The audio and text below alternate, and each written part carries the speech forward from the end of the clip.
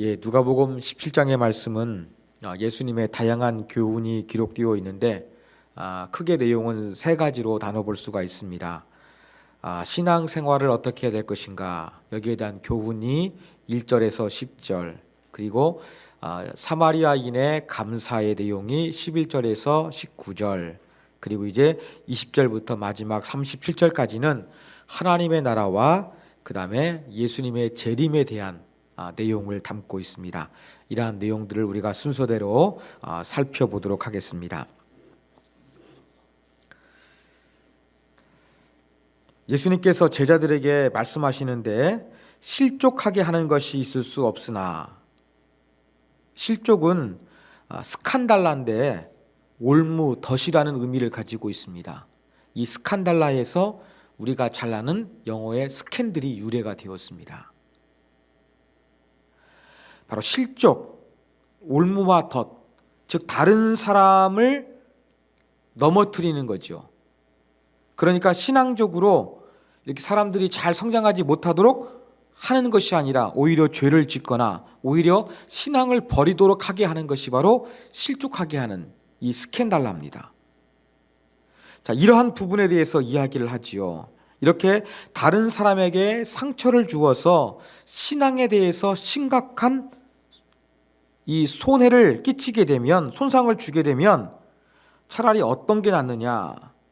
2절에 보면 작은 장의 하나를 실족하게 하는 거, 아무 가치 없는 한 사람이라 할지라도 그것이 얼마나 귀한지 차라리 연자 맷돌이 그의 목에 매어 바다에 던지는 것이 나으리라 이야기하고 있습니다. 연자 맷돌은 우리가 손으로 돌릴 수 있는 맷돌이 아니라 당나귀가 돌리는 큰 맷돌을 뜻합니다. 이 당나귀가 끄는 이 큰 맷돌에 목을 매달아 오히려 바닷속에 수장되는 것이 낫다는 이야기입니다. 그만큼 실족하지 않는 것이 현실 세계에서 불가능하지만, 이렇게 다른 사람의 신앙을 넘어뜨리고 시험에 들게 하는 것은 정말로 엄청난 일임을 예수님께서 말씀하여 주셨습니다. 자, 이번에는 반대의 경우죠. 지금 1절과 2절에서 말씀드린 것은 내가 다른 사람의 신앙을 회방하는 경우입니다. 그런데 이제 3절 이하의 경우에는 다른 사람 때문에 내가 상처를 받게 되는 경우를 이야기하고 있습니다. 3절에 보면 내 형제가 죄를 범하거든 이야기하고 있습니다. 경고하래요. 그러면 죄 질 때마다 전부 다 지적질 해주는 것이냐? 그렇지 않습니다. 여기에서 형제가 죄를 범했다는 것은 그 사람과 관계 속에서 죄를 범하는 것을 이야기하지 어떠한 다른 사람이 지은 모든 죄를 의미하는 것은 아닙니다. 나와 관계 속에서 다른 사람이 나에게 죄를 졌어요. 그러면 어떻게 하라고 이야기합니까? 경고하라는 것입니다. 이야기를 해주라는 것입니다. 그런데 여기에서 이야기할 때에는 좀 조심해야 되겠죠. 왜냐하면 비난하고 또 이렇게 깎아내리는 그러한 말로 들리기 쉬우니까 사랑을 담아, 예수님의 심정을 담아서 그렇게 당신과 내 사이에서 당신이 이렇게 해서 내가 힘들고 상처를 받았다, 내가 아픔이 있다, 이런 부분에 대해서 겸손하게 사랑하는 마음으로, 용서하고자 하는 마음으로 이야기를 하라는 것입니다. 그리고 3절에 보니까 만약에 그 말을 듣고서 그 사람이 반응을 해요. 긍정적으로, 내가 너한테 상처를 줬어, 미안하게 됐구나, 미안하다, 다시는 그렇지 않을게, 용서해줘. 그렇게 회개하거든 뭐 하라는 것입니까? 용서해 주라고 이야기를 하고 있습니다. 그런데 그 용서해 주는데 나한테 상처를 줬지만 그 사람을 어느 정도 용서할 것인가? 4절에 보면 하루에 7번. 그러니까 나한테 잘못하고 또 고친다고 하면서 또 잘못하고 계속 하루에 7번까지라도 그렇게 한다 그러면 7은 완전수, 완전한 용서를 가리키는 것이겠죠. 계속해서 무한히 용서해 주어라. 그렇게 예수님께서 제자들에게 가르침을 주신 것입니다. 신앙생활을 어떻게 해야 될까요? 다른 사람의 신앙을 강화시키지 못할 망정 이 실족해 하는 행동 하지 말라는 것입니다. 그리고 내가 다른 사람에게 뭔가 상처받은 것이 있으면 그 사람에게 겸손한 마음으로 사랑하는 마음으로 이야기를 하고 그가 뉘우치면 용서해 줘라. 끊임없이 용서해 줘라. 예수님이 이것을 말씀하여 주셨어요. 이 말씀 뒤에 사도는 바로 예수님의 12제자를 가리키는 거겠지요. 이 제자들 12명 이상인 것 같습니다. 12명 이상에게 이러한 말씀을 하셨는데 이 말씀을 가만히 듣고 보니까 상당히 지키기가 힘들어요. 어떻게 합니까? 주여 우리에게 믿음을 더하소서. 다른 사람에게 신앙을 넘어뜨리게 하지 말라. 또 나한테 상처 준 사람 찾아가가지고 이야기해가지고 그걸 알게 해주라. 그리고 회개하면 용서해 줘라. 여러분 이거 쉽지 않습니다. 그러니까 예수님께서 말씀하셨는데 이 말씀대로 지키며 살려고 하니까 너무나 힘들고 어려운 거예요. 불가능해 보이는 거거든요. 그러니까 예수님의 12제자가 우리에게 믿음을 더하소서 이것을 요청한 겁니다. 그러자 예수님께서 하시는 말씀, 너희에게 겨자씨만한 믿음이 있느냐?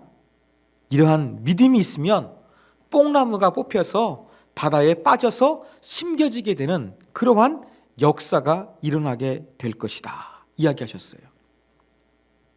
여기에서 뽕나무는 야생 돌무화과를 가리킵니다. 돌무화과, 야생 돌무화과예요. 그런데 이 돌무화과는 뿌리가 얼마나 깊은지 이걸 뽑기가 거의 힘들다고 합니다. 거의 불가능하다고 합니다. 그러니까 야생 돌무화과를 뽑는 것은 거의 불가능한 일이에요. 우리나라의 그 아카시아 나무가 아주 뿌리가 깊어가지고 모든 영양분을 빼앗아 먹는다고 하지 않습니까? 아마 그렇게 아카시아 나무처럼 그런지는 모르겠으나 하여간 이 돌무화과 나무는 한번 뿌리를 내린 상태에서는 이것을 뽑기에는 거의 불가능하다고 합니다. 이 불가능한 것이 뽑혀지고 바다에 심겨져서 자랄 수 있다? 불가능하지요. 이것을 예수님께서 말씀하시면서 너희가 말씀대로 사는 것이 힘들다고 하느냐? 그렇지 않다. 작은 믿음이라고 가지고 있다고 한다 그러면 그 믿음을 통해서 얼마든지 하나님의 말씀에 순종할 수 있다. 이것을 말씀하여 주신 것입니다. 자, 그러면서 이제 7절에서 10절까지의 내용은 제자들이 하나님의 종으로서 가져야 될 자세에 대해서 교훈하고 있습니다. 여러분 종이 되는 경우 우리가 종도 상당히 다양한 종류가 있다는 걸 말씀을 드렸는데 여러분 남에게 재산으로 내가 종속이 되는 것은 빚을 갚지 못했기 때문에 이 채무 때문에 종이 되는 경우가 많았습니다. 그러면 이 종된 사람은 주인을 위해서 살아야만 했습니다. 그 주인이 일을 시킵니다. 밭에서 일을 하고 돌아왔습니다. 아유 자네 오늘 일하느라고 수고했네. 아유 나를 위해서 고생해서 고맙네. 감사하네. 같이 식사하세. 이런 주인 있습니까? 없습니다. 왜냐하면 주인에게 종은 인격이 아니라 재산이었거든요. 그래서 온종일 일하다 왔다 그래가지고 저녁 식사를 차려놓고 기다리지 않습니다. 감사의 마음 표하지도 않습니다. 같은 자리에서 종하고 주인은 식사도 하지 않는데 주인이 손수 식사를 차려줄까요? 천만의 말씀입니다. 종도 주인이 어떠한 마음으로 자기에게 일을 시키는지 잘 알고 있어요. 그러니까 주인에게 내가 일 끝나고 가면은 나를 칭찬해주고 나를 위해서 한상 거하게 차려줄 것이라는 생각을 하지 아니했어요.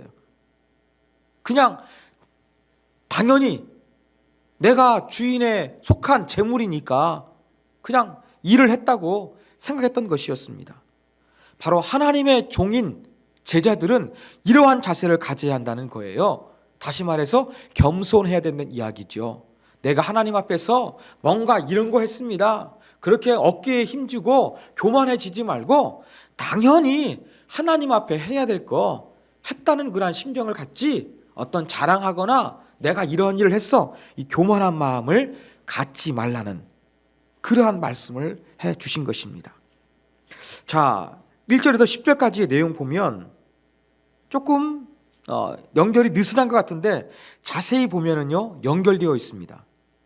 여러분, 참 믿음은 어떤 믿음입니까? 겨자씨 말한 하나의 믿음에서 출발을 합니다.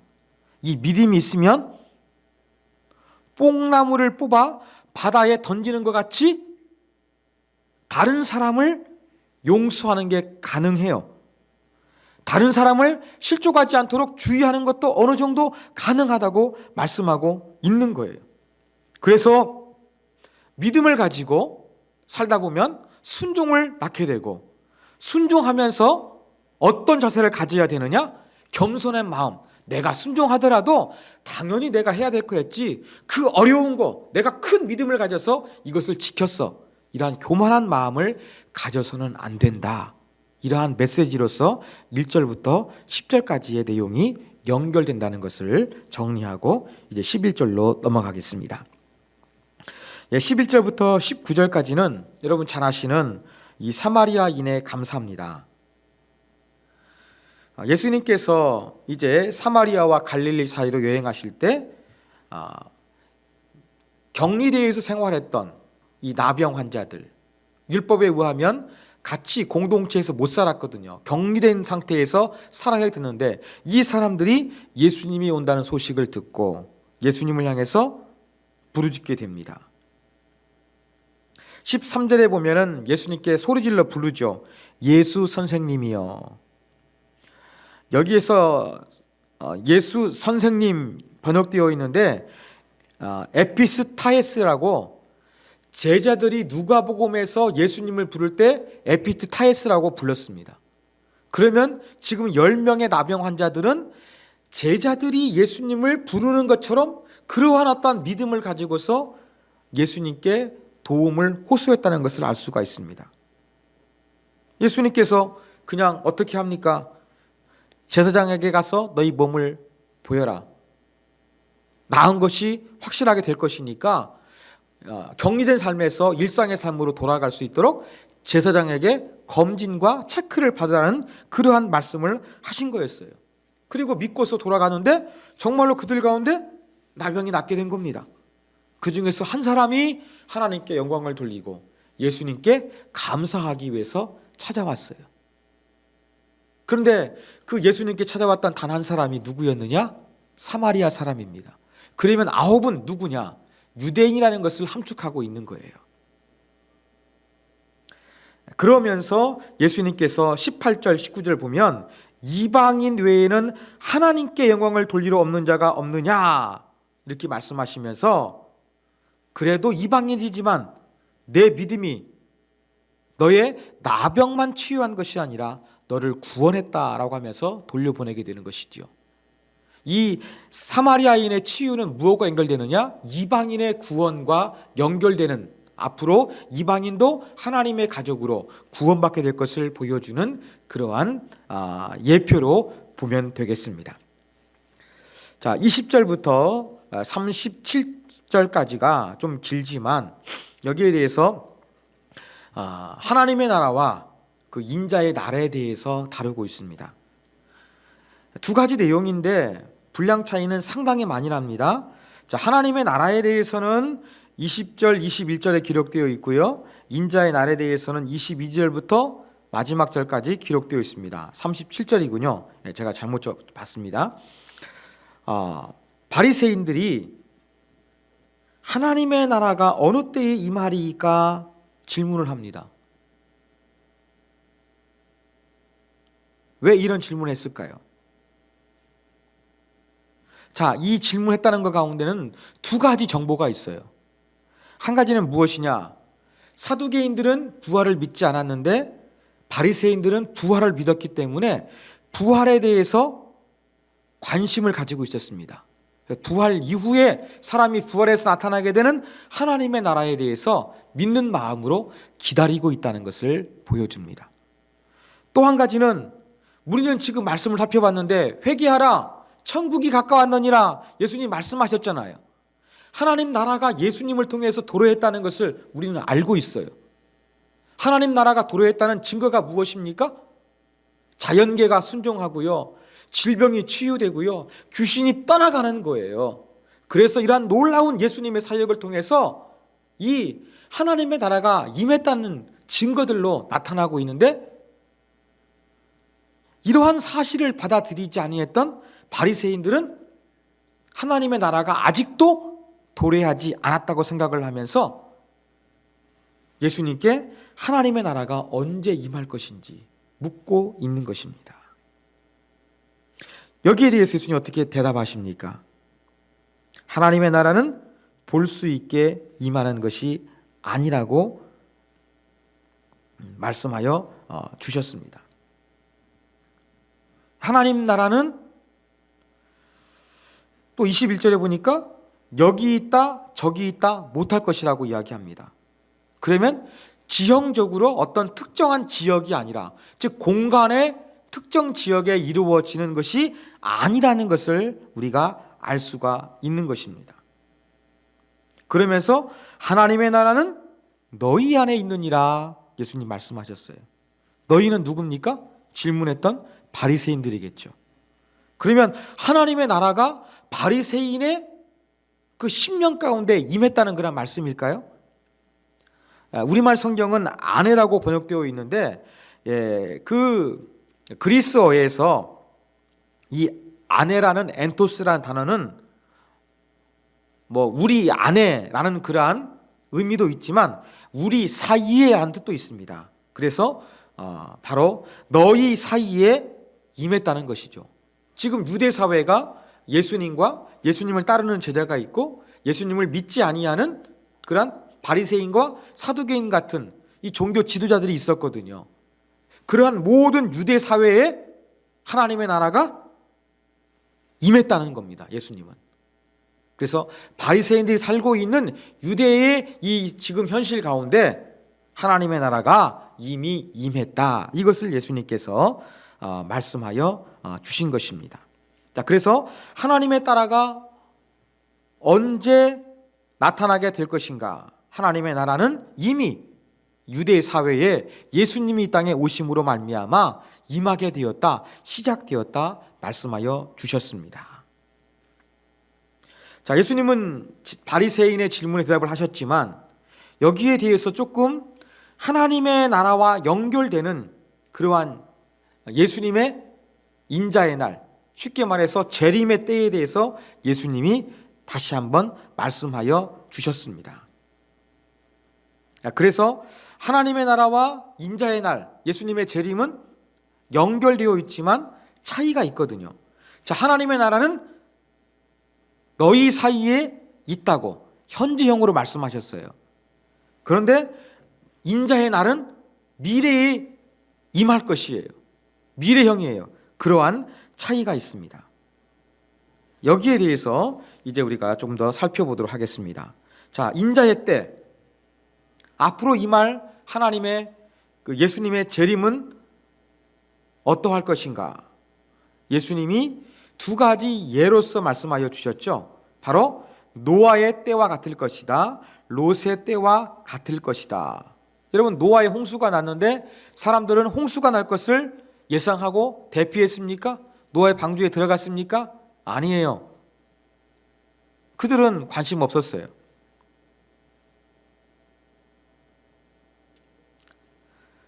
그들은 어떠했느냐? 27절에 보면 먹고 마시고 장가들고 시집가더니, 이건 미완료 시제예요. 그냥 일상을 계속했다는 겁니다. 먹고 마시고 시집가고 결혼하고 하는 부분들, 이런 부분들 계속했다는 것입니다. 일상생활 자체가 죄입니까? 죄는 아니에요.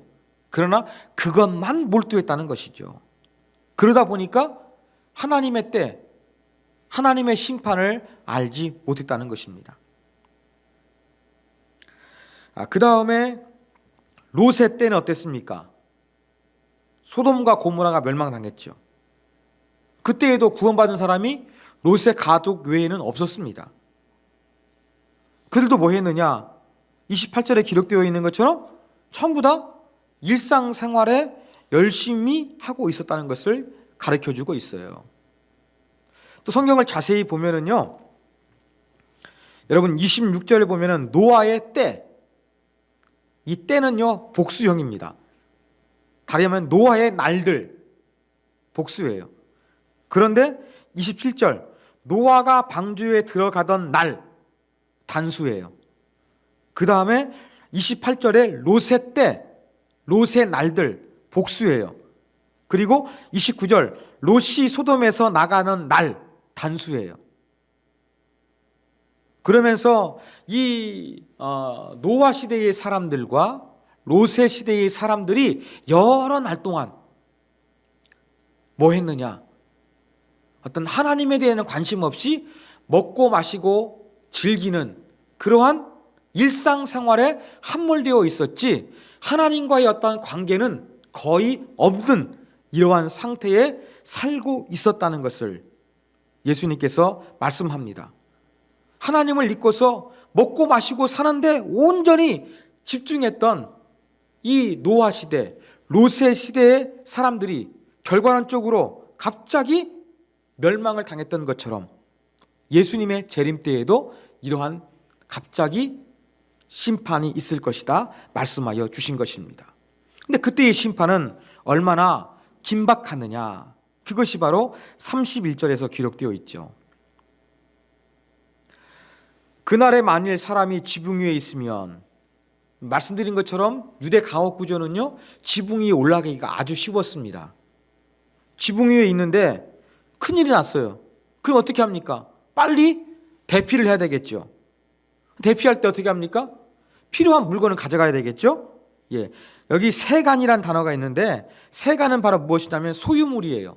쉽게 말해 재산이라고 할 수 있겠죠. 내가 지붕에 있다가 지금 예수님의 심판, 환란이 시작되었어요. 심판이 시작되었어요.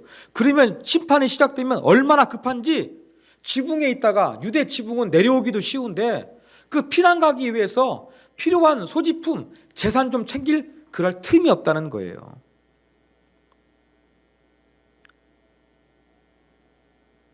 잘못하면 소금 기둥이 된 롯의 아내처럼 될 것이니까 그걸 기억하라, 예수님께서 말씀하여 주셨습니다.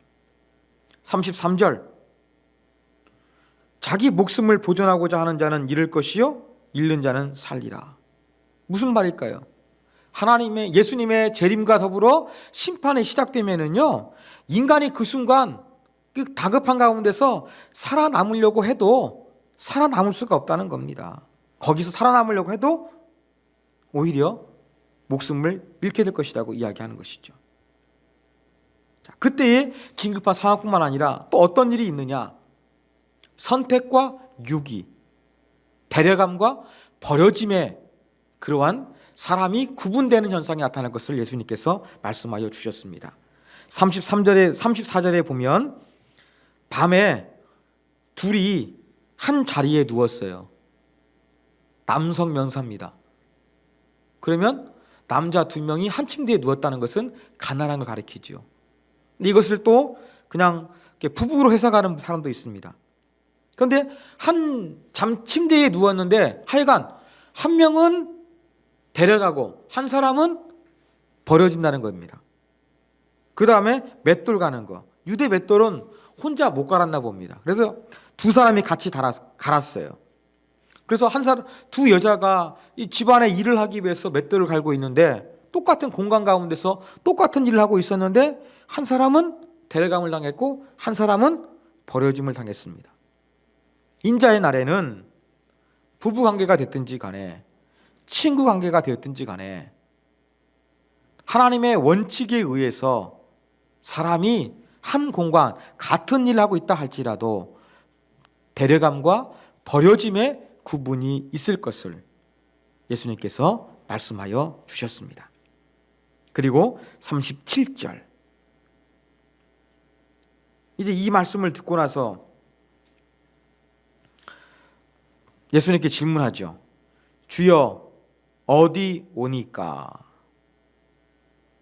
갑자기 장소를 이야기합니다. 이 장소를 왜 이야기할까? 이것은 다시 20절로 조금 돌아가시면 되겠습니다. 여러분, 바리새인들은 하나님의 때가 언제 임할 것인가, 시기에 대해서 이야기했죠. 때와 장소가 우리에게 상당히 중요하지 않습니까? 그러다 보니까 이제 아마 사람들이 예수님 말씀을 듣다가 이제는 이 장소 어딘지를 물었던 것 같아요. 그 예수님께서 하나님의 나라가 언제 임하느냐? 너희 안에 임했다 말씀하셨잖아요. 좀 그런데 또 장소를 묻는 것은 조금 예수님 볼 때 그 똑똑한 질문은 아니었을 것입니다. 여기에 대해서 예수님 어떻게 대답하십니까? 상당히 조금 함축적인 대답을 하시죠. 주검 있는 곳에는 독수리가 모이느니라. 주검은 시신입니다. 예, 시신 있는 곳에는 그것을 먹기 위해서 독수리가 모인다. 이걸 말씀하셨어요. 무슨 말일까? 두 가지 해석이 있더라고요. 시체가 있는 곳에는 그것을 먹기 위해서 반드시 독수리가 나타나는 것처럼 예수님의 때, 그때도 어쩔 수 없이 나타나게 될 것이다. 이렇게 해석하는 주장이 있고요. 또 한 가지는 그 시체가 있는 곳이 독수리가 몰려들면서 사람들에게 알려지게 되는 것처럼 그 인자의 날도 그 마지막 때를 깨닫는 사람들에게 의해서 알려지게 될 것이다. 그러한 해석이 있습니다. 좀 첫 번째 해석이 좀 더 지지를 더 많이 받고 있는 건 같습니다. 이러한 내용으로서 오늘 그 누가복음 17장이 끝이 나게 되는 것입니다. 그래서 신앙생활 어떻게 해야 될 것인가?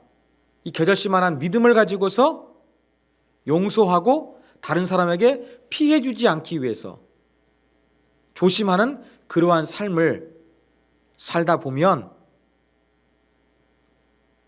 우리가 그 일을 했다고 해서 교만하지 말라, 겸손해라, 이런 가르침이 있었고, 그 다음에 또 뭐 해야 되느냐? 감사해야 된다, 이러한 교훈이 있었고요. 그 다음에 이제 유대인들이 관심이 있었던 하나님의 나라가 언제 임하는지, 이걸 질문하자 예수님께서는 연결되는 인자의 재림, 예수님 먼저 하나님의 나라는 왔다고 선포하셨으니까 이제는 앞으로 되어질 그러한 인자의 날에 대해서 예수님께서 자세하게 언급하신 내용이 바로 17장의 내용이다. 이렇게 우리가 요약할 수가 있겠습니다. 자, 이제 17장을 통해서 배울 수 있는 교훈 몇 가지를 우리가 살펴보도록 하겠습니다.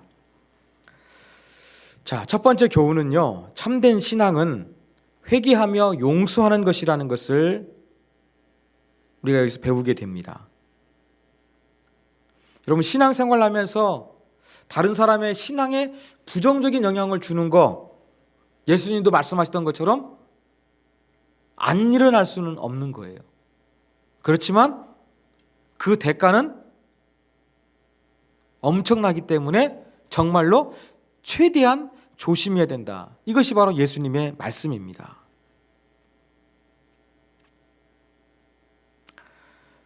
그래서 우리가 이렇게 다른 사람을 실족하게 되었을 때 어떻게 됩니까? 우리가 용서해야겠지요. 또 반대로 내가 상처받게 되는 경우도 많이 있어요. 그렇죠. 나도 모르게 다른 사람에게 상처를 주기도 하지만 나도 상처를 받을 때가 있습니다. 그럴 때 어떻게 하려고 하느냐? 찾아가서 이야기를 하래요. 이거 정말 어려운 거거든요. 그 사람이 어떤 오해하고 있다고 한다 그러면 대화가 안 될 것 같으면 대화하면은요 싸움만 커지니까 피하는 게 상책입니다. 그리고 이런 얘기는 세상 사람들은 이렇게 막 술 취한 척 하면서 그렇게 살짝 흘리는데 우리는 또 술도 안 먹는 분위기가 강하다 보니까 뭐 그런 얘기도 못 하는 거예요. 근데 예수님의 가르침은 뭡니까? 서로 상처를 주고받은 게 있으면 그것을 그냥 꼭 안고서 갈 게 아니라 이 이야기도 하고 또 자기 삶을 돌아보고 성찰하면서 모든 걸 풀어라 말씀하셨거든요. 참된 신앙생활은요, 나 혼자 예수님 잘 믿는 것이 아니라 내가 다른 사람을 넘어뜨리게 했는지, 또 나를 넘어뜨린 사람에 대해서도 그 사람하고도 용서하며 풀 수 있는 관계, 회개하고 용서하는 것, 이것이 바로 진정한 신앙생활임을 이야기를 하고 있습니다. 이 말씀을 조금 우리가 좀 무겁게 받아들였으면 좋겠습니다. 왜냐하면 현실적으로 우리는 뭐 사람 관계가 좀 안 좋아졌을 때 껄끄러워지거든요. 그러면 더 껄끄러울지 모르니까 더 이상 대화하지 않고 그냥 넘어갑니다. 때로는 우리가 어떻게 합니까? 그냥 하나님께만 기도하면서 하나님께 용서를 구하면서 넘어갈 때가 있거든요. 그런데 하나님하고만 해결할 것이 아니라 인간관계의 갈등은요, 하나님께 용서를 구하기도 해야 되지만 당사자끼리 정리하고 치유되는 그런 과정이 반드시 필요합니다.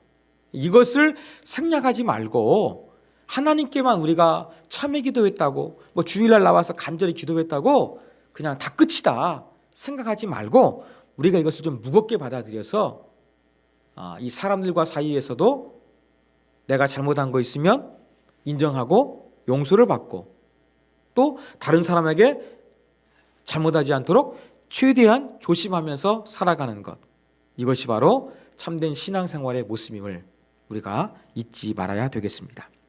자, 두 번째 교훈입니다. 여러분, 우리는 하나님의 말씀대로 살 수 있다는 이 믿음을 가지고 살아가야 한다는 거, 오늘 이 말씀을 통해서 우리가 다시 한번 되새겼으면 좋겠습니다. 우리는 하나님의 말씀을 온전히 지킬 수 없다, 다 지킬 수 없다, 이러한 생각을 합니다. 이러한 생각을 안 갖고 그래 하나님 말씀 지켜보자 도전했지만 번번이 실패합니다. 그래서 우리는 하나님 말씀을 온전히 지키는 것에 대해서 부담감이 있어요. 그래서 현실적으로 하나님의 말씀대로 살려고 하는 것은 원칙적인 것이지 현실적으로는 불가능하다라고 하면서 체념해버리는 경향이 많이 있습니다. 여기에 대해서 우리가 어떤 자세를 가져야 될까요? 저는 하나님의 말씀을 다 지킬 수 없다고 체념해버리는 사람에 대해서 우리가 자식을 바라보는 부모의 심정으로서 하나님 아버지가 우리를 바라보신다는 그런 마음을 가졌으면 좋겠습니다. 여러분의 자녀가 앞길이 구말리 같은 뭔가 할 수 있는 그 무한한 가능성을 가진 이 젊은 자녀가 자기 자신의 미래에 대해서 부정적으로 이야기하고 부정적인 태도만 가지고 있으면 여러분 그 모습 보러 보는 부모의 심정 어떻겠습니까? 괴롭습니다. 저도 우리 첫째 다은이가 공부를 초등학교 때도 잘하는 친구가 있는데 걔가 다은이보다 더 잘할 때가 많이 있었거든요. 그러다 보니까 다은이 의식 속에는요, 나는 걔보다 더 잘하지 못해, 그런 생각이 있어가지고 약간 이렇게 좀 주눅 들어 있는 그런 느낌을 제가 받았어요. 또 다은이가 열심히 공부를 했는데 성적이 안 나왔어요. 또 의기소침합니다. 그런 모습 보면 부모가 괴로워요. 제가 이런 다은이를 위해 가지고 이렇게 뭐 카톡도 하고 이야기도 하면서 상당히 오랫동안 했었어요. 그러다 보니까 조금은 우리 다은이가 그런 부분들을 이겨내는 것 같아가지고 제가 감사하다는 생각이 들었습니다. 작년 말에는 우리 둘째 시은이가 고등학교 진학을 앞두고 자기가 가고 싶은 대학, 고등학교에 부모가 반대하니까 자기 인생이 망가지는 것처럼 생각을 하더라고요. 집안의 이야기를 하다 보니까 엄마 아빠 이야기는 납득이 되는 거예요. 그래가지고 엄마 아빠가 원하는 고등학교에 진학하겠다. 순종의 마음을 갖췄습니다. 그런데 대화를 해보면 자기 마음 가운데 자기가 볼 때는 더 좋은 고등학교 가야지 자기 미래가 있는데 내 인생은 망쳤다. 이런 생각을 하고 있더라고요. 그런 얘기 들을 때 부모의 심정 어떻습니까? 가슴이 아픕니다. 그렇지 않고 반전도 일어나고 다른 어떠한 가능성이 많으니까 꼭 중고등학교 있으려면 공부 잘하는 애가 사회에서 잘합니까? 아니잖아요. 그럴 가능성도 있는데 아이들은 어떻습니까? 그 순간만 보면서 안 된다고 하거든요. 그럼 부모는 그렇지 않다는 것들을 보여주면서 아이의 시각을 넓어주는 것, 그리고 그것이 될 때까지 자꾸 기다려주는 것, 이게 부모의 마음 아니겠습니까? 한편으로는 아파하면서 한편으로는 더 넓은 세상을 바라보는 시각이 가질 수 있도록 도와주는 것이 부모의 마음입니다. 저는 하나님 아버지의 마음이 부모의 마음과 똑같다고 생각합니다. 왜 우리들도 하나님 말씀을 지킬 수 없다고 우리가 왜 체념해 버립니까? 왜 하나님의 말씀은 너무나 이상적이다고 원칙적인 것이고 현실에서는 불가능하다고 우리가 체념해 버립니까? 오늘 말씀을 보니까 그렇지 아니했으면 좋겠습니다. 예수님 뭐라고 말씀하셨습니까? 산을 옮길 만한 믿음의 배경이 바로 무엇입니까? 바로 하나님 말씀대로 다 살 수 없습니다. 우리에게 믿음을 더하소서 이렇게 이야기하니까 더 큰 믿음이 아니라 작은 믿음이라고 있으면 하나님 말씀 가운데 순종하며 살 수 있는 능력이 될 것이다. 예수님 이렇게 말씀하여 주셨어요. 그래서 여러분 우리가 말씀 앞에 다시 한번 하나님의 말씀은 이루어진다는 굳은 마음을 가졌으면 좋겠습니다. 목사인 제가요 그런 생각이 들 때가 많이 있습니다. 제가 가장 많이 했던 말 가운데 죽자 그런 말 아닙니까? 근데 그 말을 전혀 의식하지 못하고 있는 분들이 있을 때마다 제가 자괴감이 듭니다. 그래도 저를 우리 교회에서 제일 오래 알았던 사람이라고 생각을 했는데 제가 무엇을 강조하겠는지 몰랐을 때 제 가슴이 무너졌습니다. 그리고 제가 이렇게 자꾸 죽어야 된다는 말은요, 이 교회가 정말 없어지는 위기 가운데서 했던 말이라 저는 정말 무거운 심정으로 했는데 거기에 대해서 저와 같은 어떤 심각한 마음을 가지지 않는 것 같아가지고 제가 참 가슴 아플 때가 있습니다. 설교해도 바뀌지 않는 것 같으면 내가 설교한 것이 무슨 효과가 있을까? 그냥 시간 때우고 가는 그러한 소리에 불과할까? 저도 설교자로서 그런 마음이 들 때가 있습니다. 그리고 기독교가 점점점 힘을 잃은 것처럼 보이면서 이렇게 주의 복음을 외치는 것이 얼마나 능력이 있을까? 얼마나 사람들에게 호소력이 있을까? 저도 그러한 마음이 들 때가 있습니다. 그렇지만 오늘 말씀을 보십시오. 다시 한번 우리로 하여금 마음을 새롭게 합니다.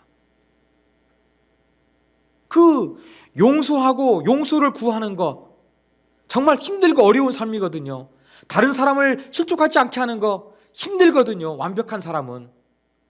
이런 부분들이 불가능하니까 우리에게 믿음을 더하소서 제자들 이야기하니까 예수님이 작은 겨자씨의 믿음 말씀하시면서 작은 겨자씨만한 믿음이 있으면 그 불가능한 것이 그대로 되리라 말씀하여 주셨어요.